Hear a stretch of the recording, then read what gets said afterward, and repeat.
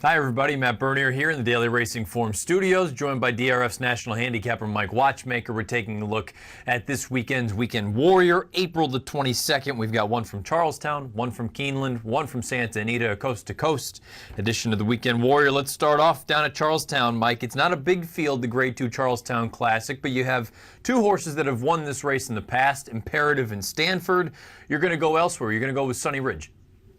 I am. I think the favorites are vulnerable in here, Matt, and I think Sunny Ridge is a horse that's getting better, just coming into his own, and I think he can take advantage of a pace situation, and I think it's going to be pretty hot in here. You know, Cautious Giant is one of three Luch Racing Stable owned horses in this race, and his presence in this race, as far as I'm concerned, is strictly to ensure an honest pacing here. I mean, he's a stretch-out sprinter with a touch of back class, but I mean, you know, he was claimed last time out, even though he's got a lot of stakes in his PP lines. He's got rabbit written all over him in this race. I don't see any other purpose for him being in here. And under those circumstances, I want someone who can close, and Sunny Ridge is a horse who can close. His last two races were really good. I really liked his stymie last time out.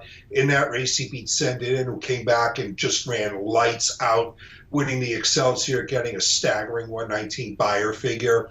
And there is rain in the forecast for West Virginia on Saturday afternoon. And if the track comes up wet, I think it'll only help Sunny Ridge, because as a 2-year-old, he was a narrowly beaten second in the Delta Downs Jackpot to Exaggerator. That race was run in the slop, and everybody knows what a wet track freak Exaggerator was. And also, that race was run on a tight-turned bullring type racetrack like Charlestown is. So I just think Sunny Ridge is an interesting horse who's in career form right now, and I think he could take advantage of what I think is a good pace setup.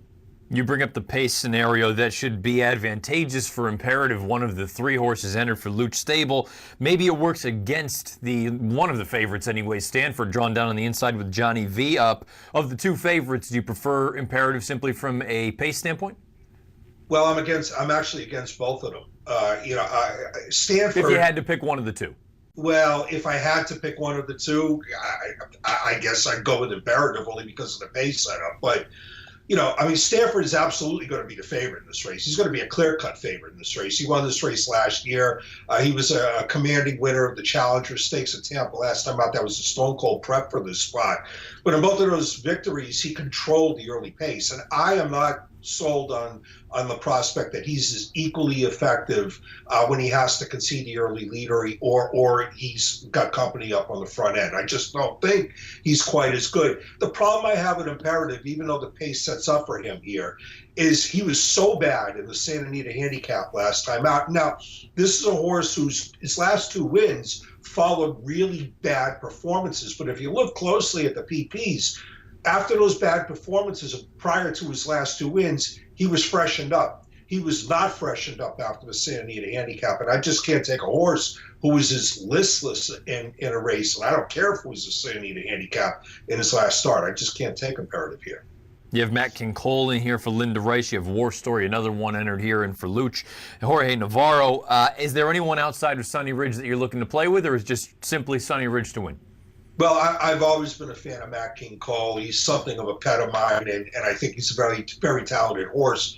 And he might fall into a pretty good trip in here, because if Cautious Giant does the rapid thing like I think he's going to, you know, Stanford's going to be used up chasing him, and I think Matt Cole, if he's amenable to rating, could be sitting in a very sweet spot off of those two horses. And I think he's a very good horse. It's just a question of whether or not he can work out the right kind of trip going a distance that he's still a little bit questionable at.